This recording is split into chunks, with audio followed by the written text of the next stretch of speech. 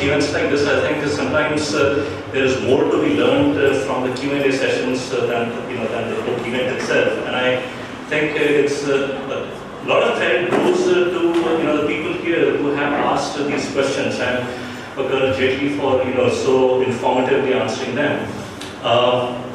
Before we get into the second book launch, I wanted to talk about a couple of things that are somewhat pertinent to that. And if you look at the history of JNU, how many of you know when was the Jawaharlal Nehru University founded? Anyone? Without Googling it.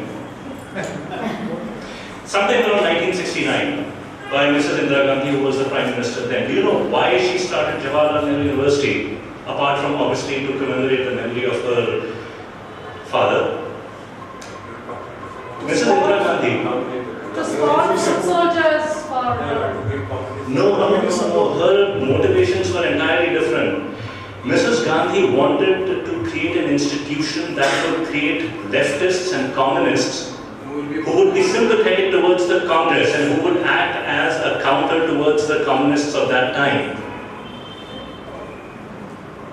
Within 12 years, by 1980-81, JNU had become a problem for the Congress government even then. Frequent strikes and cases of harassment and embezzling of money and God knows what not.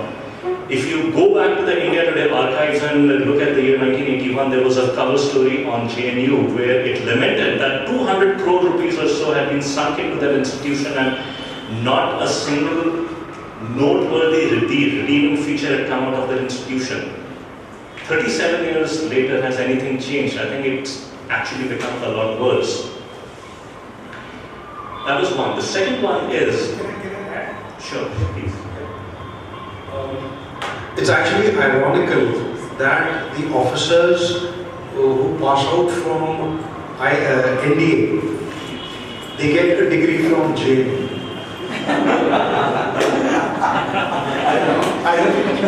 And it is quite ironical, but they do.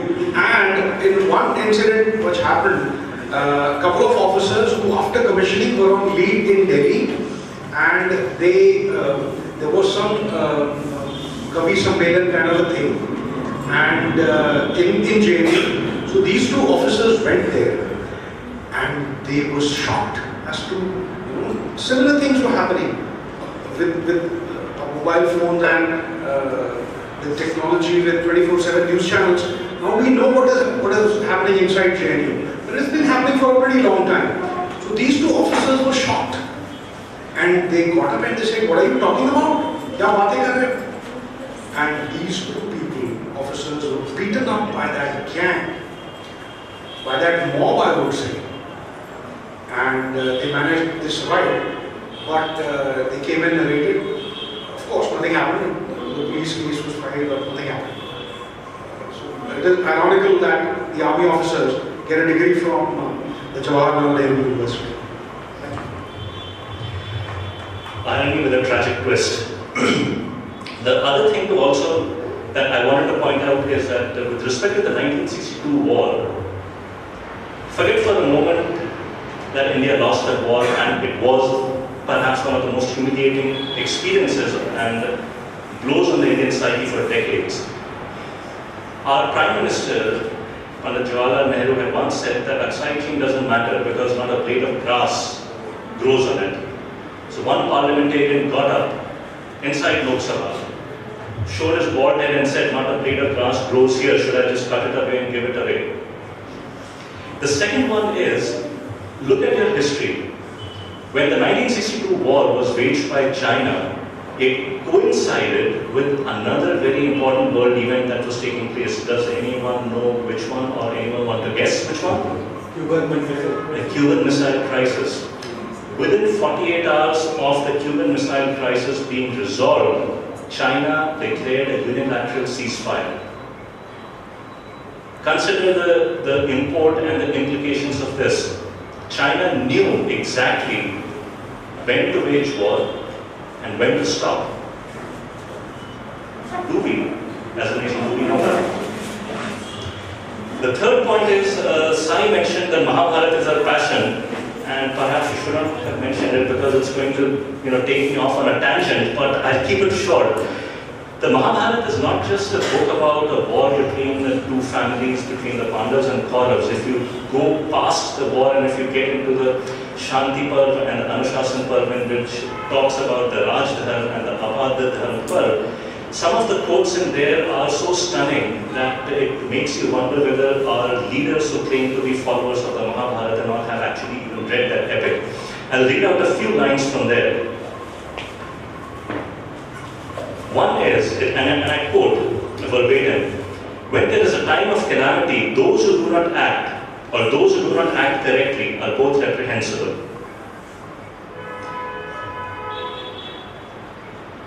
The earth destroys two, like a snake destroys those who live in holes.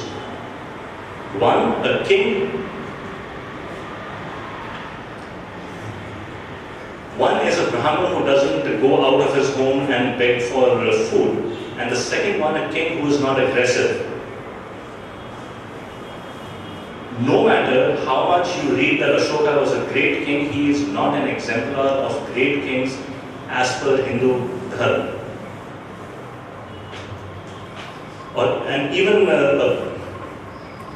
more striking quote. I think this is Bhishma telling Yudhishthira, you have established yourself in non-violence and have thereby created the impotence you should not follow. Now the question is, who would you rather believe? A 20th century saint who said Ahimsa Paramo Dharma, or should you go back to the original book from which this quote is taken? Everything has a context. Do you know at the end of the war when Duryodhan was caught in that pond of water where he was hiding, Duryodhan actually made an offer of peace. He said, you take the kingdom. He told Yudhishthira, you take the kingdom. I don't want it. I will go and live in the forest as a mendicant, as a whatever. Yudhishthira said no. And his words were, which are frankly chilling. He said, if in a battle, both of us remain alive, people will be in doubt as to who won the war. So everything has a context. The same Yudhishthira wanted to renounce the kingdom after the war, but while the war was going on, he had no such doubts. So much so that on the 17th day of the war, when Arjun didn't see Yudhishthira on the battlefield and he got worried and he told Krishna, I want to see Yudhishthira before I continue the battle, and Krishna brings him to Yudhishthira's tent. Yudhishthira asks him, have you killed Karna? His first question is not why have you come, have you killed Karna? Have you brought me this good news? He is the man because of whom I have not been able to sleep for 13 odd years. And when Arjun tells Yudhishthira that no, but I will, trust me, I will kill him, but I just wanted to see whether you were well and alive. You know what Yudhishthira tells Arjun? He says, you are a shame, you are a blot on the Kuru family. It would have been better had you not been born. So, if you want to quote Yudhishthira and say that Ahimsa Paramo Dharma, there is also a context to it that you have to be aware. Unfortunately, what our leaders do is they will rely on the gullibility of us Indians to give us only the half picture. So it is up to us to make sure that we are better informed and fully informed. Which brings me to the last point, which is that our soldiers, our Kshatriyas, create the physical space inside which we have the freedom, the responsibility of creating a nation. Who creates that nation? It is the intellectuals whose duty it is to decide what kind of a nation, society should be created. Right? So the second book has been written by one such intellectual, and I will read out his very, very fascinating life story. So he's a mathematician, which puts him in the most boring category of all people known to society. He's a graduate of the Indian Statistical Institute in Kolkata and with a PhD in mathematics from the Johns Hopkins University. He's now assistant professor at the Indian Institute of Science in Bangalore.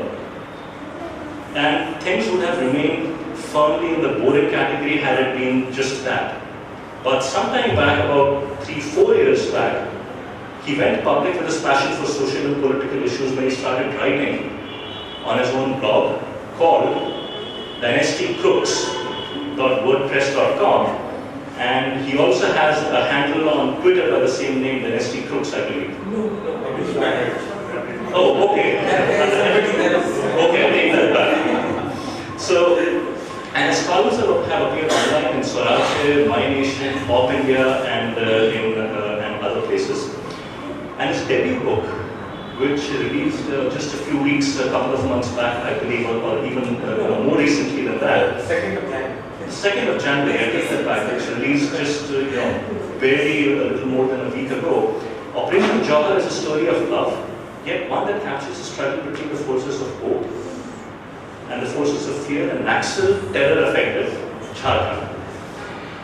And if 2611 talks about the battles that we have to wage, we have not waged against enemies that strike, that live outside of the nation, Operation Jawhar is set and talks about the enemies that live inside our nation. What our enemies outside our borders do is what they do. It's what they're supposed to do. But what do we do about the enemies inside our nation who feed on the money that they get from us and yet call for the destruction of the country as it exists? So with that, I invite Professor Abhishek Banerjee to join us.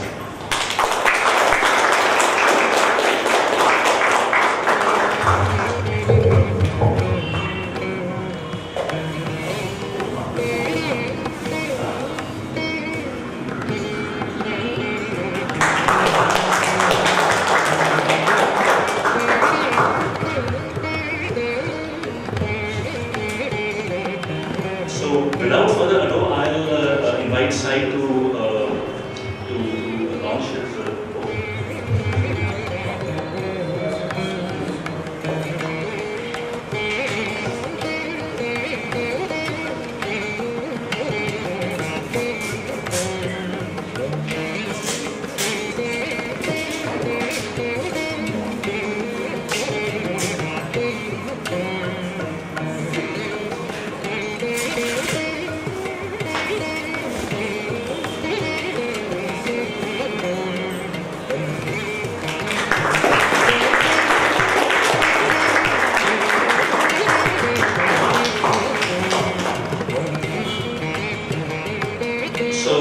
Before I invite Abhishek on to talk a little bit about his book, I have to let in on, or perhaps have a spoiler.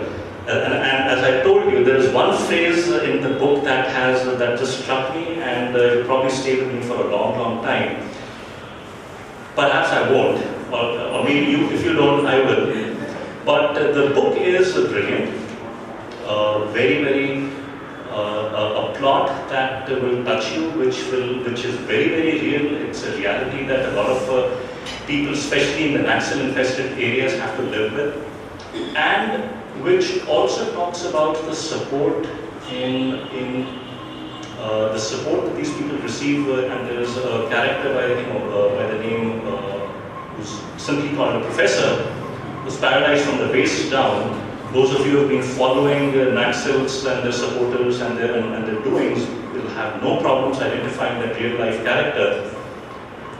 But I will invite Abhishek to please say a few words about the book and the inspiration that led to the book, as well as his alter ego of Dynasty Crooks.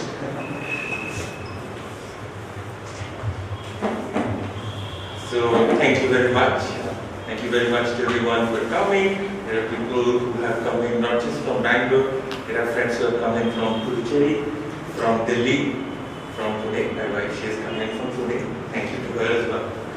So, Operation Jawhar, Love Story. This is the title of my book. So, they say write about what you know. So, first of all, I'd like to ask a question. Does anybody here know what the word Jawhar means? Mitra, anyone? So, yes. That was a time when Jawhar was there. Yes, so this is actually a bit of a confusion because the word Jawhar is the word that we use in in Jharkhand, which just means namaste. Odisha also it is known as Johar. Yes. So I do not believe there is any particular connection with Jawahar, which you might be more familiar with, or with Karan Jawahar, whom you might be definitely familiar with. So the word they use is Johar. It just means namaste. It's like, so all over Ranchi, all over Jharkhand, you will see this word. If you are from Odisha, yes. And from some tribal regions of West Bengal, you will also be familiar with this word. So, speaking of what we know, so what do we know? We know one thing. We know that we are a rising country. Aspiration. So, the idea is not just go ahead. We can actually be number one. We can lead the world, right? This is what we think. Now, this is what I call, on the one hand, the forces of hope. And if you go to a place like Jharkhand, which is a place with, a lot of hope, but perhaps not so much rich in opportunities. We have lots of resources, but not that much opportunity. So you will feel something like this pressure differential, like a high pressure, low pressure thing. And so you will feel this incredible force, this wind in the sails of aspiration which is blowing through. But on the other hand, you will have what I call the forces of fear, the Naxal forces. So, you might be aware of this simile or metaphor that Arundhati Roy had, Gandhians with guns. So, one thing I can assure you, they are not Gandhians. And the most important thing that I can assure you, those guns, they are very, very real. We know they are very real because they kill our people. So, we know those guns are real. So, I wanted to write this book which captures this conflict between the forces of hope and the forces of fear. And I chose to write it through the eyes of a teenager who is growing up in Ranchi. I'm from Jharkhand, I'm from Ranchi, this is what I relate. So his world, he wants to get ahead in life, to make something of himself. So what is his world? His world is of competitive exams, of physics problems, of course parathas. And his name is Somu, that's his name. And he's in love with the girl who lives next door, and she's a doctor, by the way. So, yes, like Abhinav pointed out, I belong to a fairly boring community, so I am sure all of you are thinking, what is this mathematics guy doing, writing a book? So, all he talks about all day is y square minus something plus x equals 23, whatever. So the main question you might be thinking is just how boring is this book? So, what I would like to point out is that mathematics is a lot more like literature than we realize. So for this, let me quote Alexander Luthandi, who is perhaps one of the most important figures in mathematics in the last century. And he describes how a mathematical theorem arises. And he explains it in purely what you might call literary terms. He calls it the rising sea. So I will quote, because I'm quoting from memory, a few words might be off here and there. But this is the essence of it. He says, a different image came to my mind a few weeks ago. It writes in French, Le Mer qui monte, the rising sea. The unknown thing that I had to know was like a bit of earth, a mass of hard earth. And the sea was rising towards it. And insensibly, sensiblement, without sensing, is soberly, without noise, the sea keeps rising. And nothing seems to happen at first. There's no sound, nothing else. But little by little, the sea rises until that piece of earth has become nearly an island. Then it has become an actual island. Then it becomes an islet. And then it finally disappears under the sea. So this is the rising sea, the way a mathematics theorem arises. This metaphor, the rising sea, is perhaps the most famous metaphor in all of mathematics.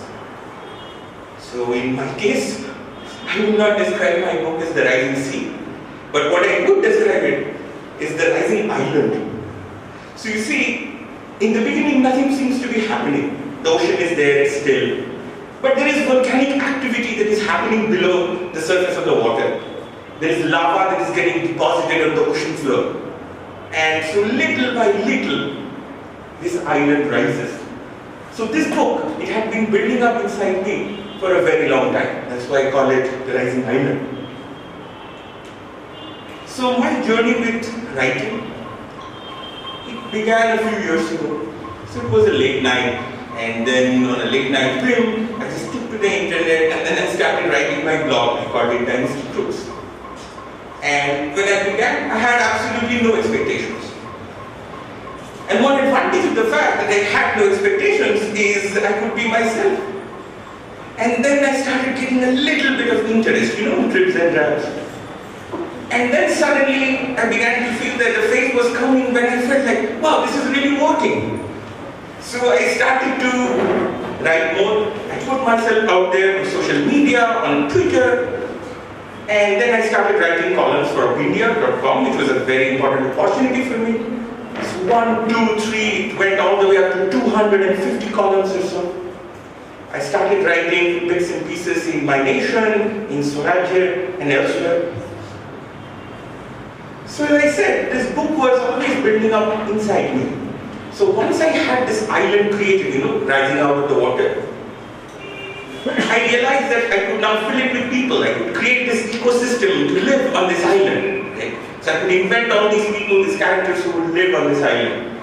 And this was actually quite easy, which was a surprise to me, because it seemed to me that I already knew the people inside. And maybe if you read the book, you will feel like you know some of those people, and you would like to talk to them.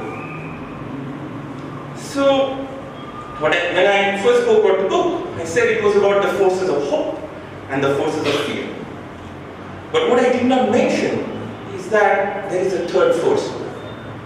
This is what I call the forces of subversion.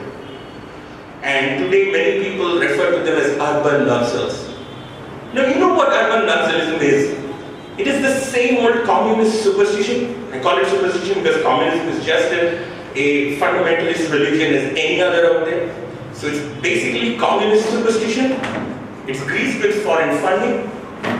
And for some local flavor, what they do is, which makes me really, really mad, is that they spice it up with some rhetoric about tribal identity. And whatever they feel is their version of tribal identity, basically lies. And then they serve it. And the idea is that if you have a certain amount of what I call middle class guilt, you might just eat it up with a spoon. That's what they're thinking. So, in this book, Soul, that I spoke about, he is as much a protagonist as he is an observer. He wants his love story with Dr. Sangeeta, the doctor who lives next door. He wants IIT. That's the Indian dream, some would say. But what is happening is that these forces of fear, these forces of subversion, they are threatening to knock it out of him, out of his hands. And the absolute cruelty of what is happening, it just leaves him numb. Because this pain, when you are growing up in Jharkhand, there's all this pressure, there's all this desire to do something, but you're also aware of the pain around you. This pain of left-wing terror, it's very deep, you can feel it. And so as much as this is a growing up story, a coming of age story for Sonu, it's also for Sangeeta, because she's trying to find clarity between the violence and what feels right. So there are some other influences in the book which are lifted from things that have touched me deeply over the years. The first is, of course, the Godhra carnage of 2002. It happened when I was taking class 12 board exams. You might remember it was at the end of February, it was right before my board exam. And even though, so you can imagine the kind of mindset I was in. So on the one hand, there were these exams which are like the biggest deal out there, because that's like the 1st of March, and this happens on the 27th of February. So I don't even have time to breathe, but I can feel it. I can feel it in the air. So the images of that train, the burned train, the compartment, I can never forget that. I'll never forget that S6 code signal for Godhra, February 27, 2002. And all the lies that have been told about it after that, even after the court verdicts. Never forget it. The other thing, the other influence was about the realization about the essential Indianness of the tribal identity. These forces of subversion, these urban nonsense that I was talking about, they will never acknowledge this. So let me give you an example. In Jharkhand we have Birsa Munda. who is a very big icon. So he was a freedom fighter. The British tortured him and they killed him in jail. When they killed him, he was only 25 years old. And he's so big that when in 2000, Jharkhand was created, the state of Jharkhand was created, the date chosen was November 15, the birthday of Birsa Munda. He's that important to us. We refer to him as Bhagwan Birsa Munda. All these words are very important. And so, the urban Naxals, they know about this. They understand this. And you know what they do? They try to co-opt Birsa Munda. And they try to turn him, of all things, into an icon of tribal separatism. Which is ridiculous. What they will never tell you is that Birsa Munda's entire fight was also about fighting the oppression of the church. In fact, to fight the church, he began his revolutionary activities on Christmas Eve. Will the urban Naxals tell you this? They will never tell you this. They will usurp the tribal identity, they will create a fake rhetoric, and they will try to prop up all these separatist ideas and all. You might, I don't know how many people have heard of this. There's this thing going on in Jharkhand right now, it's called Pathalgadi. And so it's a small tribal ritual that has been co-opted by these urban Naxals into, like, they put this stone in front of the village and they say nobody can get into the village. Not just the police, don't believe all the stuff they tell you. Even the government school can get in. And that's very important, because guess who just happens to run a bunch of schools? I leave that to your imagination. So they work together.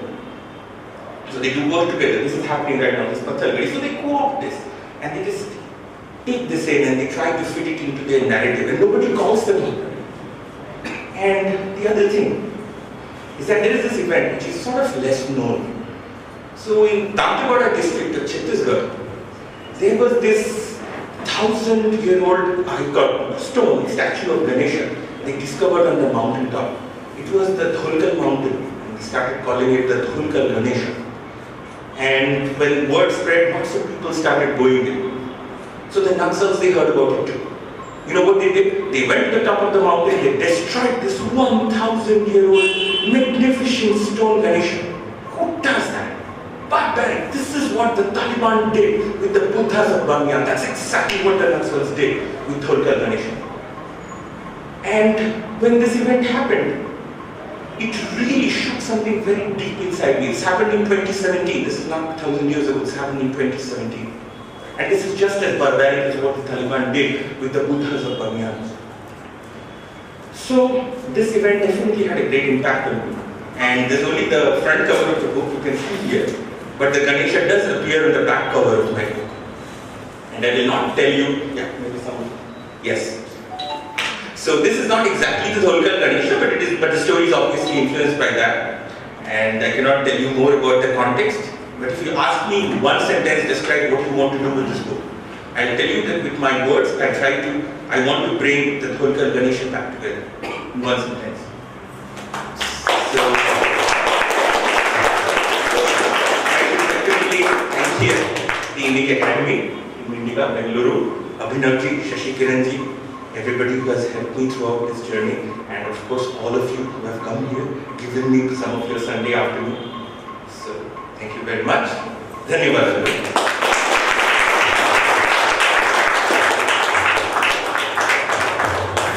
So I learned something more about Jharkhand and some of the ways in which the Naxals have co-opted some of the local symbols and traditions. It was shocking. I have a confession to make. I finished Operation Jawhar at 1 o'clock in the morning or night. I don't want to confuse it like someone saying I finished it in the morning at night, but I finished it at because especially since this is being recorded, I don't want to be for posterity being. So I finished at 1 a.m. and it is a page turner. As Abhishek said, it starts out in a fairly innocuous manner, but it is a page turner in every sense of the word. And I think you'll be doing yourselves as well as all of us a great favor by reading it. It's a fabulous read. So with this, I'd like to invite Sai to share her thoughts, because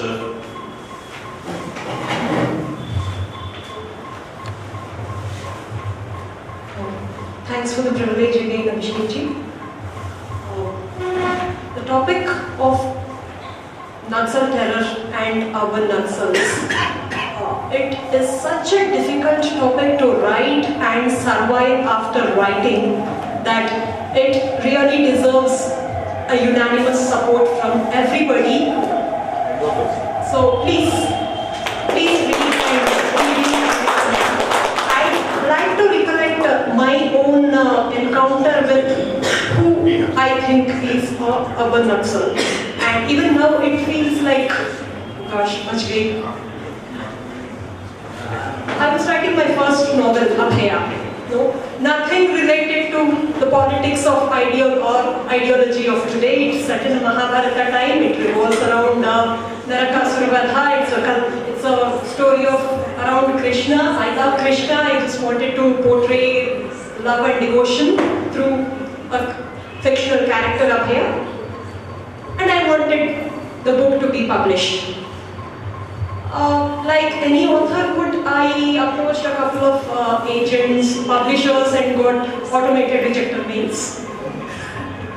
Then I was connected by I saw some Facebook post saying about a gentleman who was conducting a writing workshop and who is also a literary mentor. I'll not take his name. But I attended the seminar, was kind of inspired by some of the things that he said about writing, strictly about writing. Then I approached him with my manuscript, saying, "Can this be published?" His response was effusive praise. I have not read, I'm yet to read such an honest story. I have not read such an honest story in the last couple of years, and this can definitely be published. Well, so we can work on this. Okay, so what are the next steps? Then he got me into, there is a way that we need to change the way we just need to change the way the story is being told. And because I know how the publishers know what readers want, so I have an idea about it. So let's start rewriting parts of it. Okay, that seemed, and by this time I was fairly aware about the political developments, my political opinions were formed, my ideology was stable. He started talking about the character, the structure of the character, the arc of the character. Certain things you need to change because this won't get the reader's sympathy. And why is your character so happy? It's like, if your character is so happy since childhood, then I don't think the readers would, really root for her. Like, why do you want her to be unhappy, or something like very rebellious and angry about something that's happening? Like, why should she be angry when nothing is happening? Maybe we can make it like her father did not want a daughter, and my character has an adopted brother.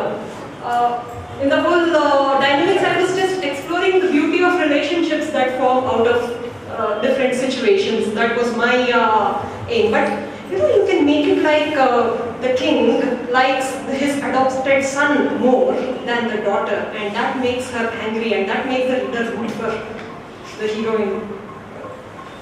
Something felt very wrong. I had, under his guidance, I had also written some first 10 chapters.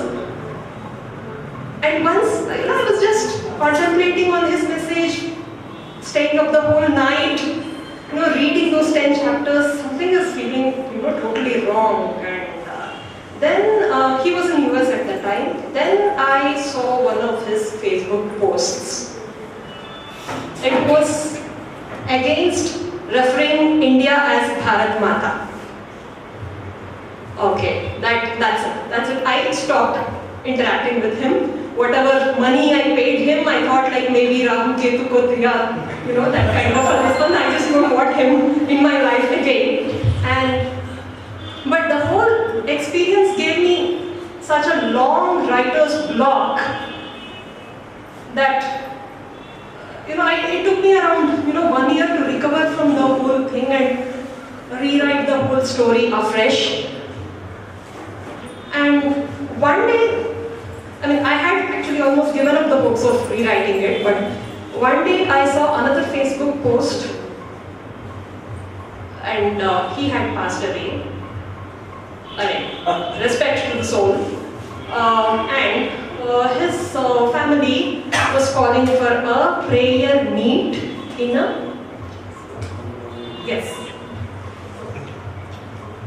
It just, I was chilled at that time as to how many forces come into picture and how they try to co-opt the narrative. And had I been kind of very desperate to get published and let my story being hijacked, it would have just added to the narrative, the negative narrative that's building up. And that was the day I thought, okay, something is given away, and let me start rewriting my story the way I want it, the way the characters have revealed to themselves to me, and letting me be true to my story. So this is the influence of urban nonsense. Fortunately, I escaped, and I thank every force that worked for my escape.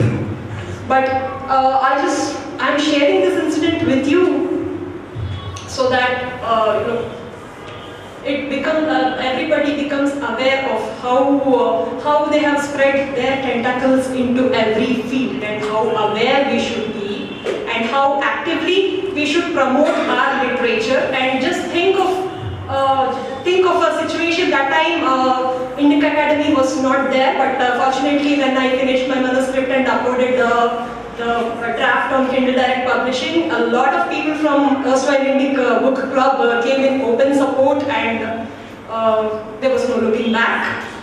So in the absence of organizations like that, two wonderful stories, two very deserving stories that we should be conscious about, would not have seen the light of the world. So I'll let that sink in, and let's do our bit. Thank you, Indica Academy. Congratulations, Manishji. Congratulations, Abhishekji. I wish you all the best.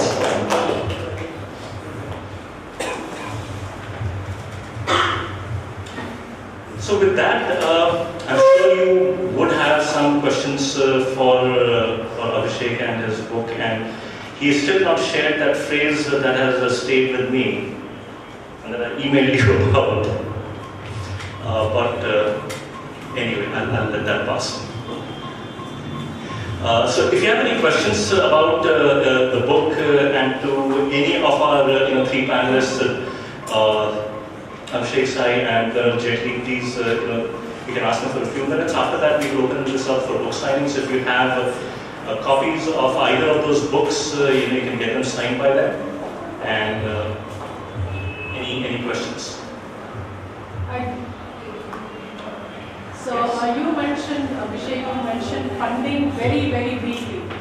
And yet I think breaking the backbone, and if you too, sir, could answer the question, funding of terrorist organizations, whether internal or external, whether we can have an honest answer as to who is doing it, who is awaiting it, and how can we curb it? So let me tell you something that I feel, maybe everyone would not agree, but honestly, I don't. So this concept of foreign funding and who's funding all these charities in India is a real question. And so let me tell you my core feeling. First of all, I don't trust charities. So imagine if I came to your door and said, "Oh, friend, I'm selling you this detergent or this powder. I'm a salesman. You know what I am, right? You know what I'm looking for. So you can understand what does this guy want." Suppose I showed up to your door and said, "Well, I have come to clean your house," and he says, "What do you want in return?" "Well, nothing. I just love cleaning houses.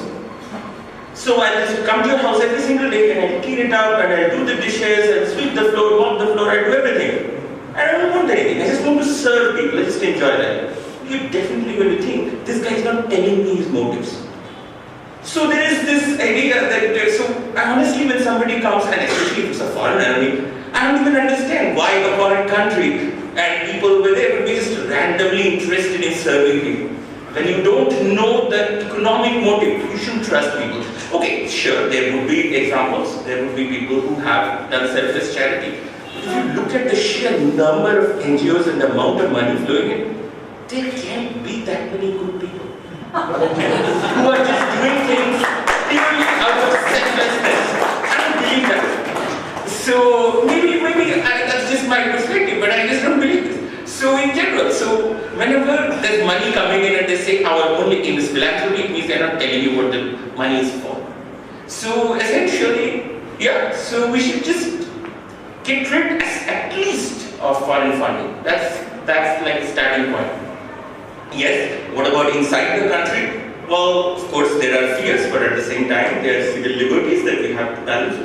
But in general, I would just say as a thumb rule, don't trust anyone. So isn't that what we tell little kids? If somebody comes to you in the park and says, here's some chocolate, call an adult, call the police, right? Don't take chocolate from strangers.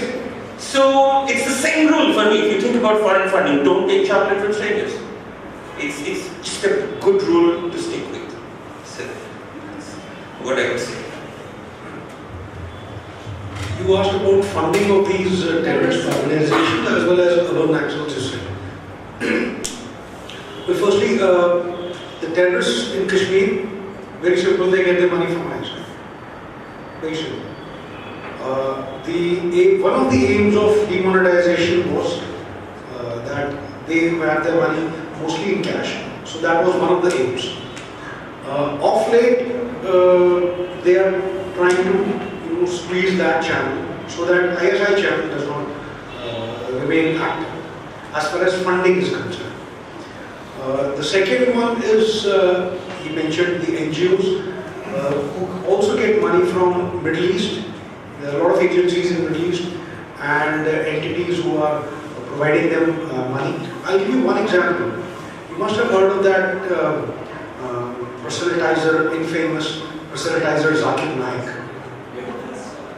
Now, Zakir Naik was again running an NGO and he was given funds by the government of India. Yes, by the government of India, if I remember correctly, it was by Rajiv Gandhi. I think it was during his time. And the funds were being given to these guys and his links with terrorists has been established. That is why he's on the run. He is not here, he is not being, wanted for proselytizing. It is for links with the terrorists that he is running. That is what the police is looking for. So there are various ways in which money is raised. Now with, slowly and slowly, it's a long process. And Hawala is a very strong network that these people have. So let's see how long, if we are able to fight this medicine. It's illegal now. But do you know, the government of India used to promote this sex-selective abortions. Research for this was carried out in the 1970s at AIMS. And do you know who funded this research? US-based foundations. The United Nations, the Ford Foundation, the Rockefeller Foundation, they funded this. Quotas were set. Money that came into the government of India was contingent upon the government meeting its quota of performing X number of thousand sex-selective abortions. Think about that. There was a book that was written that was a Pulitzer Prize runner-up in 2010 or 11. The name of the book is Unnatural Selection by Mara Vistendal. You can look it up on Amazon. Purchase a copy, read it, share it with other people. It's backed up by copious references. So when you talk about, as Abhishek said, if someone is coming in with the money because simply they've been fortunate enough to have it good in life and now they just want to do some good and you know, give it back to society, it always comes with an agenda. Sometimes it is benign. Sometimes people are genuinely doing it for the love of mankind and humanity and so on, but they are bringing their own ideology with that money. So, even with the best of intentions, and it can be argued that these foundations came into India with the best of intentions, but what it brought upon the nation, and after they left, they destroyed all records, leaving India to be pilloried as a religion, Hinduism as a religion that kills its female child.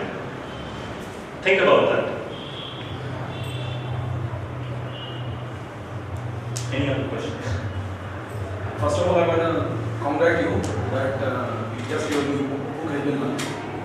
After seeing your Indra Hanuman looking chase, some of the guys in any other urban nonsense, they could have been in different. I would have resonated your things because I was worked in that Jharkhand, that Jamshedpur, then that I'm an NIT doctor also. So somehow I am into that type of area. Urban nurses after 2013, after this somehow right in a bit ecosystem came out into this SM4A as well as other things. We could know who are urban Naxals. Naxals, as far as my knowledge is concerned, and I have been a victim of the things when we tried to put up a new plant over there. That, you know, Purulia, that's the district Purulia, that's just bordering to your Jharkhand, and that Balrampur is an area, and that's the biggest hotbed once upon a time for Naxals. So I have seen that those things. In the daytime they are farmers, in the night time they just come out with all guns blazing, just having those black and red things. Urban Naxals right now are being indicated out, identified, and somehow they are being cornered. But how to get those tribal people who are really this bad ideologies has been induced into their mind? There is no concrete effort from the state governments, neither from the state government nor from the central government. As an intellectual or as the intellectual society, as civil society, what we should do, I want your suggestion in that particularly. So you got me, that's fine. I mean, intellectual, I don't mind. But I might wait later. Just kidding. So now, so as a civil society level, one of the things that I would say is we have failed at one thing. And it's not just a failure that is restricted to India. It is a failure that is sort of worldwide. It is that we have failed to stigmatize communism as an ideology. So it is like, so for instance, if we were having a discussion, right? So it's about what is happening, say, in Afghanistan or in Iraq or in Syria. So would somebody say, well, how can you have a discussion without inviting ISIS to the table? You would not, right? Because it's a terrorist organization. You don't talk to ISIS. There's nothing to talk about. ISIS. Or if you were discussing something about Germany, you say, well, how did you not invite the Nazis over? You don't invite the Nazis. There's no dialogue with the Nazis. Nazism is horrible. It's just, you don't invite. But we act like these communists. Like rational, normal people can be communists. Communists have killed 1,000 lakh people. When you kill 1,000 lakh people, I don't know, why are we sort of even, we pretend like they can show up to Lit Fest. I mean, would you invite a Nazi to a Lit Fest? Would you invite the Taliban? Would you invite ISIS? You would not. So this is a failure that we have had. It's a fundamental failure. We talk about, so in the newspapers, I read phrases like veteran communist leader. This is like reading veteran Al-Qaeda leader Osama bin Laden. This so and so happened to him. Would you use such language for Osama bin Laden? So communism has killed 1,000 lakh people. Let's be very, very clear. We have to stigmatize this ideology. This can be in our newspapers, this can be on our television, not from a freedom of speech point of view, mind it. I'm a very much believer in freedom of expression. But from a point of view, for the same reason, you wouldn't invite them. So I'm not talking about the government laws and communists can't speak. Because communists thrive on that. The biggest people, because they are the ones who use the freedom of speech to the max, and still they don't realize that it is our free, open society that allows them to even make the argument about free speech. If I went to his country and said to Kim Jong-un, I want to, say something bad about you, Kim Jong-un would, or Kim Jong-un, King is just as good. So he would have me buried in no time. So communists don't realize that. But the point is we have to stigmatize the communists. This is something that needs to happen fundamentally. And this is not just an Indian thing, it's a worldwide thing. I mean, just think about it. The Nazi symbol, it's banned in Germany. But the communist hammer and sickle emblem. So a year or two ago, I was in Poland and over there in Warsaw. And over there I see this art, which is a picture of a boot. It's a giant boot.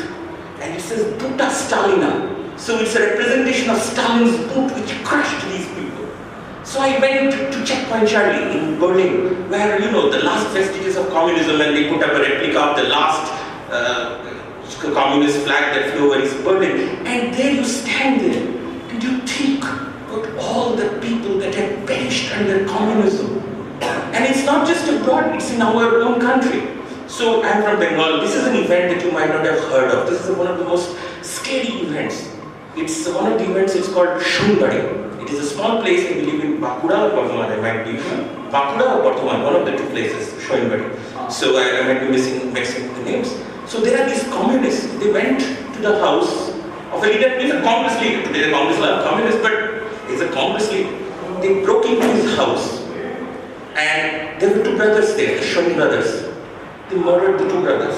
And then they asked the mother of the two brothers to make rice.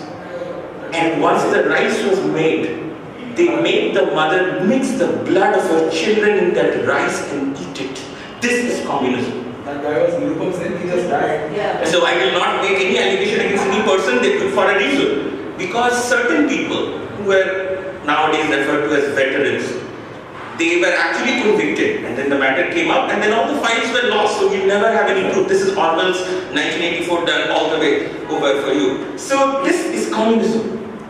This is the way it operates. So we have to stigmatize this. The way we stigmatize Taliban, the way we stigmatize ISIS, the way we stigmatize against Nazis, we have to do this. This is what we have to get done. Now, this is at the civil society level. Now, about the government level, I mean, this part just makes me so surprised. I mean, so we know there is an incursion on our borders, say. So Pakistan comes in and of course we go and we hit them, we pummel them, at least we react. But there are these places in Jharkhand. It has gone down a little bit in recent years because there is some amount of extermination going on. But there are these places which are literally parts of India and they are occupied by these forces which act exactly like a foreign invasion and occupation.